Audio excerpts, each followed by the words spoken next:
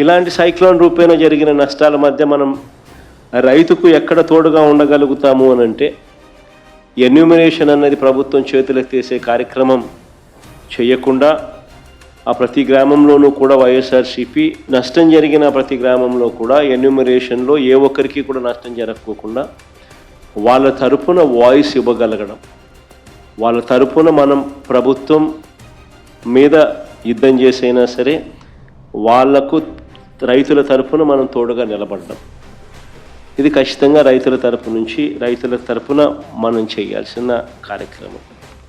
మీ ప్రాంతాలలో అసెంబ్లీ కోఆర్డినేటర్లు అందరూ కూడా చురుగ్గా పాలుపంచుకుంటా ఉన్నారు. మనం ఇచ్చిన పిలుపు మేరకు, మీరు కోఆర్డినేట్ చేసిన తీరు మేరకు వీరంతా కూడా పలు కార్యక్రమాలలో ఇప్పటికీ అందరూ కూడా పాలుపంచుకునే కార్యక్రమం జరుగుతూ ఉంది.